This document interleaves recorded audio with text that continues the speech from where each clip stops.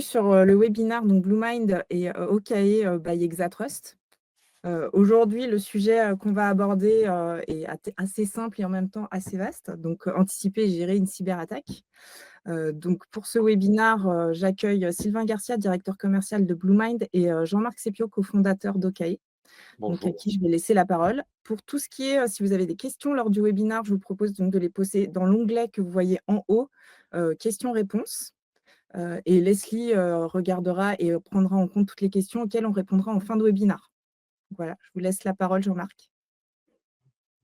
Donc bonjour à tous et à toutes, hein, bien entendu. Donc Jean-Marc Sepio, donc cofondateur de la société OKE, qui est éditeur d'une solution donc, de pilotage de crise cyber. On en dira un petit peu quelques mots hein, dans le cadre de la présentation. Je passe la parole à mon homologue. Et donc Sylvain Garcia, cofondateur et directeur commercial de BlueMind, donc messagerie collaborative et éditeur de aussi BlueMind Digital Crisis pour ce webinaire. Et du coup, je vais repasser la parole à Jean-Marc qui va entamer du coup la présentation de ce webinaire. Alors, voilà, donc juste un élément de contexte, puisque vous le savez, hein, il y a tout un contexte aujourd'hui réglementaire au niveau européen, mais au niveau aussi national, hein, qui se met en place, notamment sur le fait que par rapport à cet écosystème du cybercrime qui évolue, bien entendu, il y a des réglementations. Hein. C'est l'objet à chaque fois de discussions intenses avec un certain nombre d'entre vous, hein, puisque on se croise sur des salons ou sur des événements ou même à l'occasion de certaines réunions où on parle de beaucoup de sujets en lien. Alors, c'est vrai que les sujets d'actualité, c'est NIS2, c'est DORA, c'est bien entendu aussi toujours le RGPD, mais certainement, il y aura d'autres aspects réglementaires qui arriveront hein, dans le courant de cette année en particulier. Je ne parle pas du contexte géopolitique parce que tout le monde en a pris conscience hein, du contexte qui est aujourd'hui présent malheureusement sur l'ensemble de la planète. Hein, notamment sur le côté cybercrime. Moi, je vais parler plutôt de cas concrets, si vous permettez. Donc, je vais passer à la page suivante. Alors, c'est vrai, quand on parle de cyberattaque, alors quand on a connu, bon, on sait ce que c'est une cyberattaque, on a ressenti et vécu de façon prégnante cet événement. Quand on n'a pas vécu, c'est vrai que c'est toujours difficile d'imaginer ce que peut représenter une cyberattaque. Et deuxième point aussi, quand on fait des exercices, moi j'entends toujours une certaine phrase qui est dans la vraie vie, comment ça se passe, etc. Dans la vraie vie, comment ça se passe concrètement? Moi, je prends un exemple d'un retour d'expérience hein, d'événements. Alors, ce que je vais parler à travers sur un retour d'expérience, c'est réellement des conséquences. C'est quoi une crise cyber, comment on le vit en particulier, quoi. D'accord? Alors, c'est toujours un événement qui vous tombe dessus quand on s'y attend jamais. Hein. Les heures de bureau, c'est pas nécessairement ce que respectent les cybercriminels quand ils vous attaquent, parce que l'idée, c'est aussi de se servir de l'effet de surprise. D'accord? Et vous le voyez sur un événement comme celui-ci, hein, que je vous explicite, c'est-à-dire des attaques qui arrivent la veille au soir, qui commencent à se détecter en tout début de matinée. Vous voyez, 6h30, là on est aujourd'hui à 9h35, hein, vous voyez, on serait dans le vif du sujet si réellement ça arrivait dans vos organisations. Et rapidement, il y a des actions à prendre. D'accord? Mobiliser les personnes. Tout le monde n'est pas encore arrivé dans les locaux. Il faut mobiliser à la fois des compétences clés, alors qu'il s'agisse de compétences clés sur le domaine technique, mais on va le voir aussi que rapidement peut arriver aussi les compétences clés dans le domaine de vos activités, hein, parce que on va être obligé de prendre des décisions au niveau technique. Ces décisions peuvent avoir des impacts rapides sur vos activités, hein, parce que l'équipe technique, ce qu'elle va devoir faire, c'est limiter euh, l'intervention donc de criminels qui sont à l'extérieur de votre système d'information. Donc souvent, les mesures rapides radicales, c'est de couper les flux, d'accord, pour éviter qu'il y ait une propagation, une latéralisation donc de l'attaque. Et tout ça va générer un impact fort. Hein. Vous imaginez à 9h36, tout le monde commence à s'installer et ce qui se passe, c'est qu'on va être obligé de mobiliser des responsables de l'organisation, mais aussi des responsables d'activités en particulier. Donc vous voyez, c'est rapidement sur un cas comme celui-ci, hein, ce qui va se passer. Alors, si on passe à la page suivante, quelles sont les actions qu'on va devoir mettre en place assez rapidement? D'accord? Ces premiers points, c'est alerter et activer le dispositif. D'accord? Mobiliser, informer. D'accord? Et tout ça, quand vous avez des personnes qui ne sont pas encore arrivées dans vos locaux. hein. Donc, le problème, il est là aussi, hein. Tout le monde est dispersé géographiquement. Tout le monde n'est pas arrivé parce que les attaquants ont bénéficié de du fait que vous n'étiez pas encore organisé. Donc ça, c'est le premier point. Deuxième point, c'est prendre des mesures, et tout le monde est d'accord, hein, tous les spécialistes sont d'accord sur le sujet, c'est l'isolement, puisque ceux qui vous attaquent sont à l'extérieur, bon, mais de couper les moyens d'intervention donc, de ces attaquants, et que derrière, ça provoque un dysfonctionnement, puisque derrière, bah, d'isoler, de couper les flux, bah, ça va avoir des problématiques sur la continuité d'activité. Alors, ça peut être immédiat pour certains d'entre vous, mais ça peut être aussi assez rapidement. C'est-à-dire que derrière, il va falloir gérer le court, le moyen et long terme. Vous voyez, on est le jeudi. Quand moi je parle de court, moyen et long terme, c'est cette fin de matinée, cet après-midi, demain, pour certains d'entre vous, ce week-end, jusqu'au lundi. Donc, vous voyez, c'est quasiment comment j'organise, parce que si j'ai pas de système, on n'a plus le moyen de communiquer, si on n'a plus le moyen de travailler, bah, comment j'organise au moins sur ces quelques jours-là cette perturbation, la gestion de cette perturbation. Et cette perturbation peut durer dans le temps avec du moyen et du long terme. Et le troisième point que vous voyez qui va être aussi important, c'est de se donner les moyens de repartir dans une situation qui est le plus optimale possible, c'est-à-dire bah, de sécuriser ces sauvegardes, parce qu'on aura besoin de repartir avec des données qui soient le plus claires possible, qui soient qui ne soient pas corrompues, bien entendu, hein, parce que vous imaginez si en plus on a ces éléments-là qui sont. Alors, ça implique quoi? Ça implique de prendre des décisions, ça implique s'il te plaît, tu peux remonter, voilà. Ça implique de prendre des décisions, de travailler de part et d'autre et d'impliquer à la fois des activités informatiques, mais aussi des activités métiers sur la continuité d'activité, de communiquer, d'accord? Donc ça veut dire que derrière on interagit et bien entendu, bah, tout ça, soit dans la majorité des cas, si vous voulez pouvoir gérer de façon optimale, bah, c'est se préparer en quelque sorte. Et quand on le voit avec des organisations, bah, cette préparation, c'est nécessaire parce que ça vous permet au moins, et si je reviens sur un témoignage client, hein, c'est heureusement qu'il y a eu cette préparation parce que ça nous a permis de mettre en place rapidement les premières actions, mais aussi de pouvoir expliquer quels étaient les rôles et les responsabilités, aussi bien côté informatique que côté métier, pour pouvoir gérer de façon optimale la situation, de garder la main sur la situation plutôt que au contraire de la subir et d'être dans une période où vous allez devoir gérer sur le long terme ben, une perturbation très forte. Voilà. Si tu peux passer à la page suivante. Alors, pourquoi aujourd'hui c'est intéressant d'avoir une solution donc, de pilotage de crise cyber en intégrant, et je vais parler après de notre partenariat avec BlueMind et d'autres acteurs en particulier, ben, c'est aujourd'hui, je vous l'ai dit, la majorité des cas, si vous voulez que derrière, parce que gérer une crise, c'est pas un événement qu'on gère tous les jours, bah, c'est nécessairement d'expliquer quels sont les rôles et les responsabilités dans ce genre de situation. Et comme je vous le disais, ça implique l'informatique, ça implique aussi côté métier, côté direction, quels sont les rôles et les responsabilités qu'on va devoir assumer dans ce genre de situation, quels sont les impacts, quelles sont les décisions rapides qu'on va être obligé de prendre et comment on s'organise aussi dans cette continuité d'activité si on est dans un événement qui peut être court, qui peut être durer sur une certaine période. Je vous rappelle qu'il y a des événements qui peuvent durer et qui peuvent impliquer d'isoler votre système pendant 3 semaines, 5 semaines. Donc, comment on communique, comment on travaille si on n'a plus tous les outils traditionnels. Point élément, donc, par rapport à cette solution, c'est aussi d'avoir quelque chose qui soit intérieurement déconnecté de votre système d'information. Si vous avez une solution qui est interne, bah, vous imaginez accéder à vos procédures de continuité. Si ces procédures de continuité sont dans votre système d'information, voilà, vous ne pouvez pas les utiliser. Deuxième point aussi, ça s'est vu sur des attaques en particulier. Si votre système de communication traditionnel, mail et visioconférence est touché parce que vous avez des compromissions de compte, bah, le système n'est pas fiable. Si vous ne voulez pas inviter dans votre visioconférence des cyberattaquants, ça c'est une vraie situation qui a été connue hein, par certains acteurs.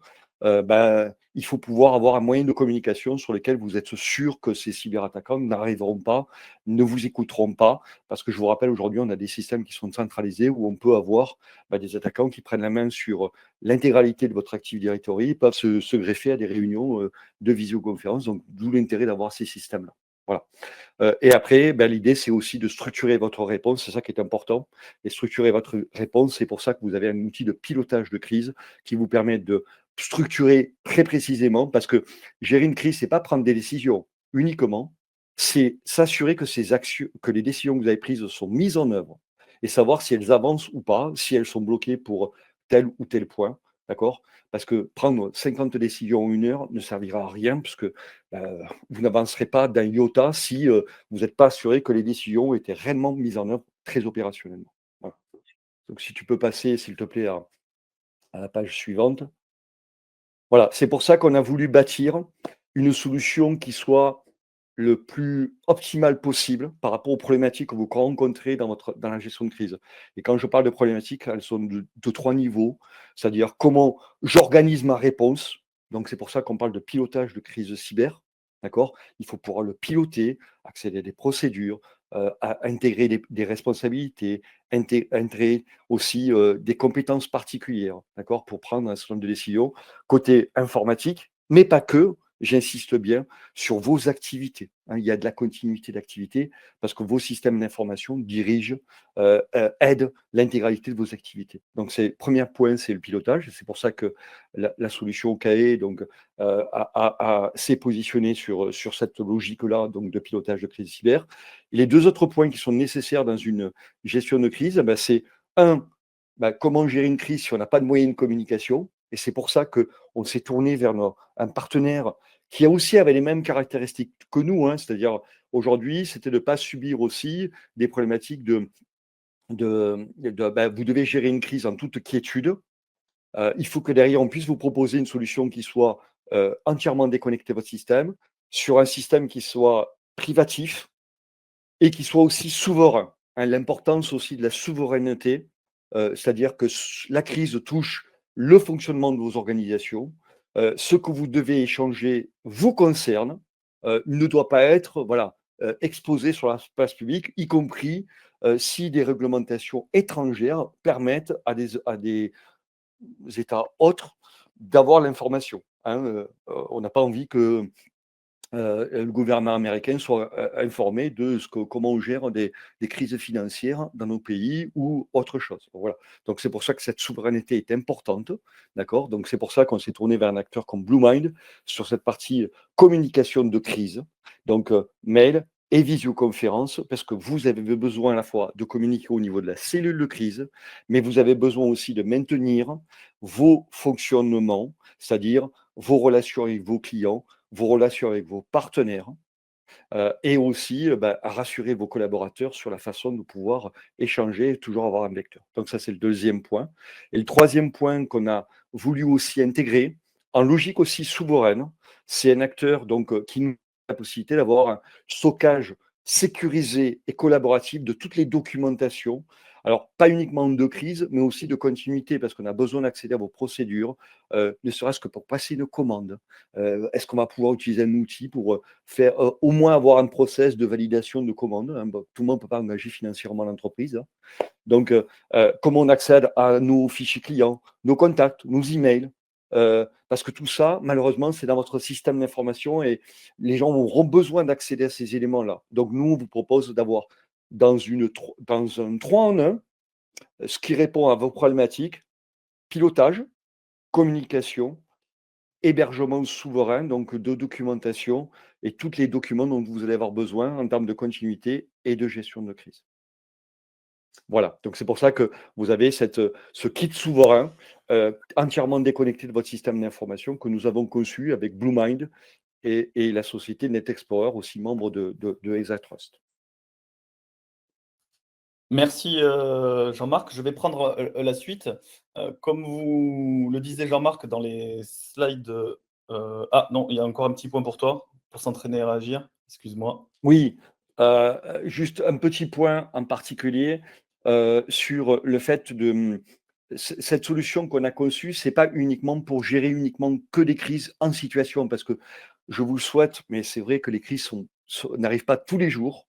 Mais je vous l'ai dit, hein, tout le travail que vous allez faire en amont, hein, le témoignage client en est aussi une expression, c'est que vous avez besoin de travailler ces situations-là. Alors, ce que l'on a fait avec BlueMind et NetExplorer, c'est aussi la possibilité pour vous de faire ces entraînements. Parce que ces entraînements, c'est toujours très compliqué à organiser. Comme tout est virtualisé, puisque vous l'avez vu, hein, c'est une solution en mode SaaS, on n'a pas besoin de réunir les gens dans un bureau, dans une salle de réunion. De toute façon, dans la vraie vie, vous ne réunirez pas à 6 heures du matin l'intégralité de vos équipes, hein, pour gérer la crise. Au contraire, tout le temps que vous allez perdre à vouloir réunir les gens dans une salle, bah, ça ne va pas mettre à profit de votre réponse. C'est pour ça que cet outillage-là, vous allez pouvoir l'utiliser aussi en entraînement pour mettre en place tout ce qui est nécessaire. Et quand vous ne l'avez pas établi, c'est-à-dire qui alerter si on avait un événement, quelles sont les premières actions que l'on va mettre en place, c'est-à-dire une sorte de checklist d'actions, des procédures de continuité. C'est des éléments au contraire, avec ces solutions-là, vous aider à préparer très opérationnellement, puisque l'idée, c'est pas de faire de la documentation pour faire de l'ISO, c'est réellement vous mettre dans des situations proches de la réalité pour, au contraire, vous permettre d'entraîner tous ceux que vous allez impliquer. Alors, tous ceux que vous allez impliquer, ce n'est pas nécessairement le casting de rêve, parce que je vous rappelle que le casting de rêve, avec tous les bons responsables, les bons acteurs, ce jour-là, le jour où vous aurez une crise, un 14 août, vous ne les aurez pas. Donc, c'est bien de travailler sur différents niveaux, donc de titulaires ou de suppléants ou de personnes qu'on pourrait faire intervenir dans une situation de crise. Et le fait d'avoir virtualisé cette cellule de crise avec ses 3 composantes, pilotage, communication et gestion de documentaire, vous permet aussi de vous entraîner de façon très opérationnelle, de façon à pouvoir bâtir aussi réellement votre dispositif et développer des réflexes, c'est ça qui est important, auprès de vos équipes.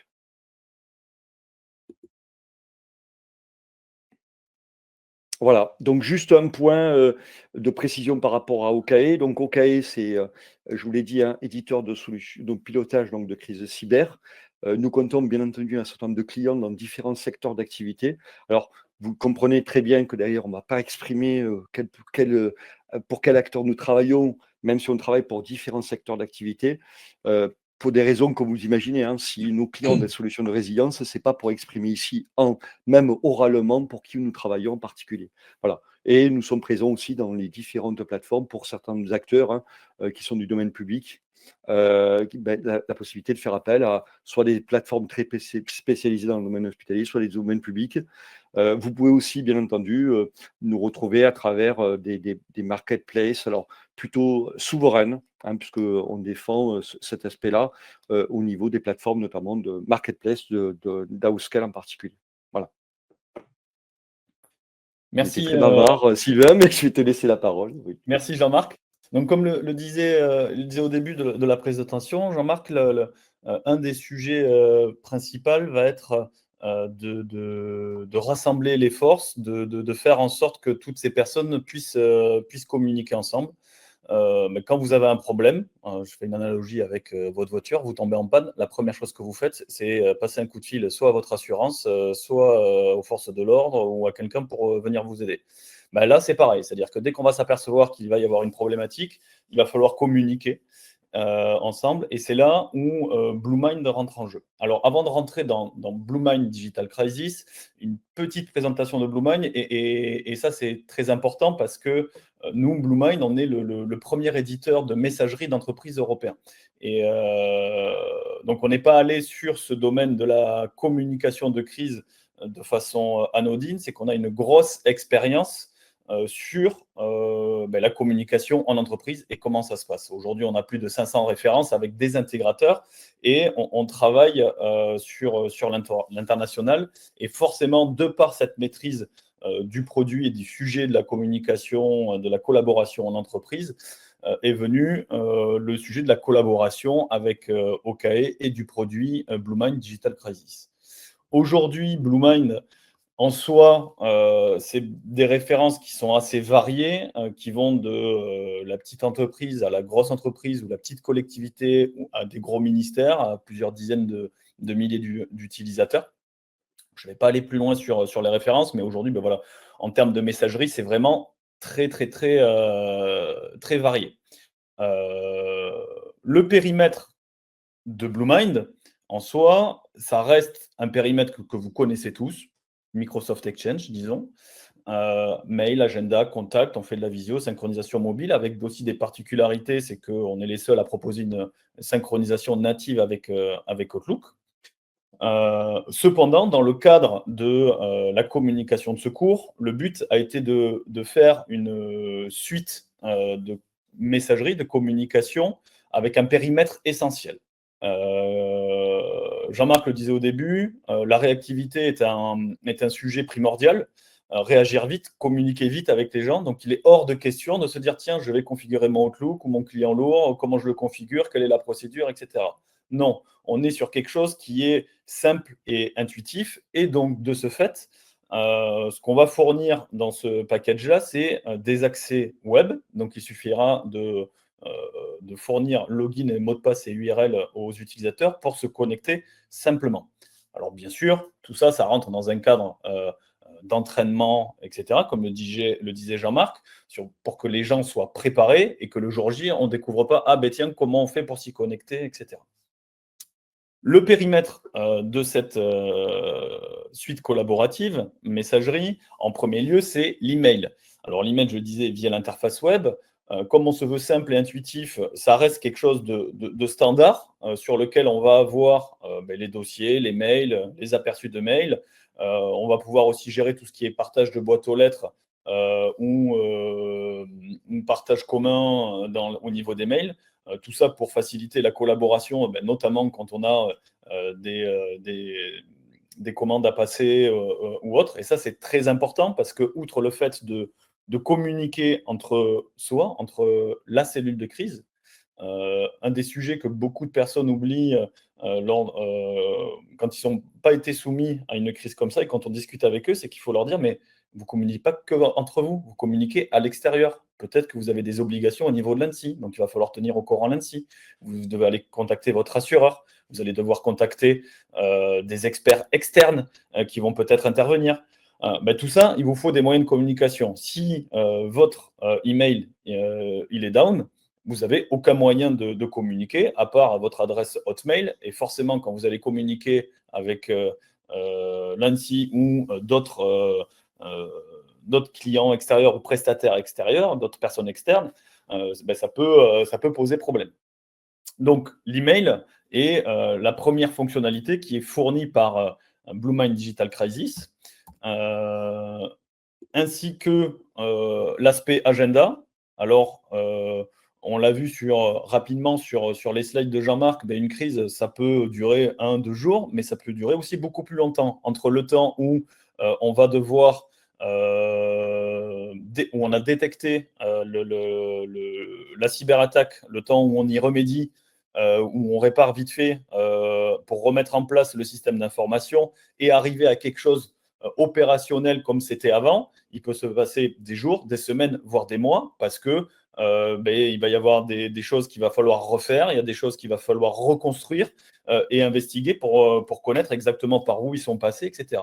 Et donc là, la cellule de crise peut varier en temps. Et forcément, il va y avoir des choses à planifier, que ce soit en interne, mais aussi avec l'externe, et sur lequel on va pouvoir aussi rajouter tout ce qui est communication de secours, tout ce qui est visioconférence à la communication au travers de l'agenda et communiquer, faire des réunions, que ce soit en interne et en externe. Donc tout ça, c'est très important, ces moyens de communication, là où OKE avec DCR va permettre la gestion globale de la crise. Tous ces moyens de communication vont être gérés par Bluemind Digital Crisis, et tout ça au travers de 6 points que j'ai déjà martelé tout au long de mon discours. C'est d'une, sur le périmètre essentiel qui est messagerie, mail, agenda, les contacts aussi et la visio.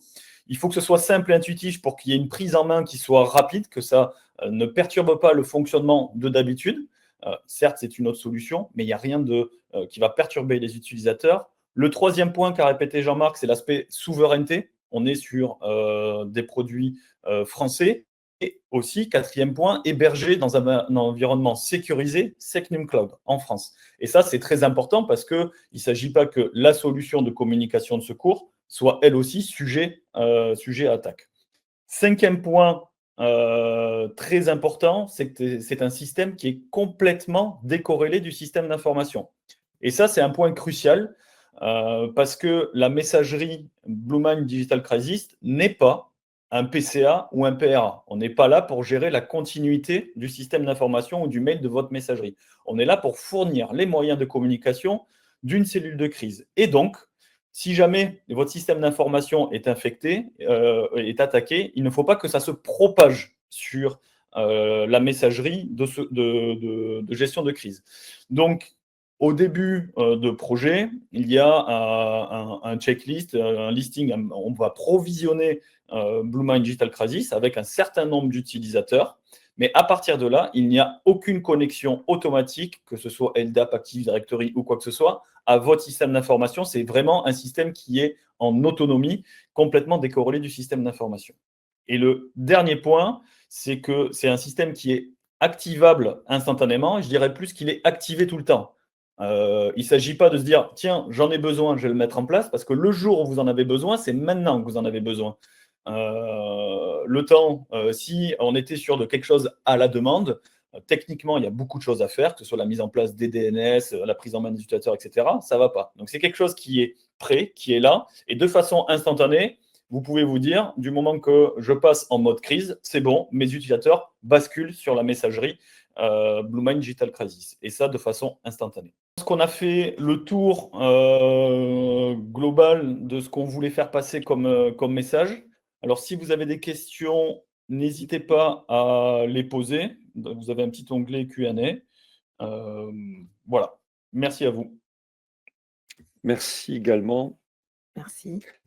Alors, Je n'ai pas de questions pour le moment. on parle toujours de gestion de crise, mais pour l'avoir connu aussi, beaucoup de travaux se font initialement pour organiser, comme je vous le disais, la première chose, c'est que c'est très perturbant. Ça laisse toujours des traces sur des organisations qui ont été attaquées. Ceux qui ont géré des événements peuvent en témoigner aussi. Ça laisse toujours des traces. L'important, c'est réellement de préparer tout ça de façon à ce que derrière, ça structure un petit peu votre organisation. Et vous voyez, c'est un facteur clé de succès aujourd'hui. Beaucoup d'organisations travaillent dans ce mode-là aujourd'hui. Pour préparer, pour gérer, il faut pouvoir se préparer aussi. Voilà. Donc, il ne faut pas en faire un élément important. Il faut qu'elle soit très opérationnelle plutôt. C'est-à-dire que les gens soient habitués aux outils, au rôle et aux responsabilités. Qu'est-ce qu'on attend de moi? Voilà, c'est pas évident, mais au moins rapidement on se situe. Voilà, je sais ce qu'on attend de moi dans cet événement-là, que je sois de l'informatique, mais que je sois aussi des métiers ou de la direction générale. Voilà, ce qu'on attend de moi, c'est ça en particulier. Voilà, donc c'est pour ça que ce travail de préparation et ce qu'on fait aussi, c'est vous mettre à disposition de ces outillages pour préparer, pas uniquement pour gérer, même si certains de nos clients ont connu sur 3 ans 31 crises. Alors vous allez me dire crise. Oui, il n'y a pas que les cyberattaques aujourd'hui, il y a beaucoup d'événements qui arrivent dans les systèmes d'information. Ça peut être une perte d'application, une perte de réseau. C'est une crise aussi dans un système d'information.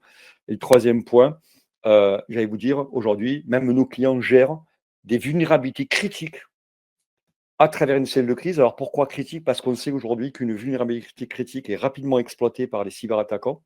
Et le fait de se mettre en cellule, même si ça ne concerne que la partie technique, ça permet rapidement de dire, voilà, on en est là, on a mis, on a patché, on sait et on surveille de façon très élevée notre système d'information. Donc, vous voyez, même aujourd'hui, on le gère en crise, ce type de situation, quand on a des niveaux très élevés donc, de vulnérabilité sur les systèmes existants.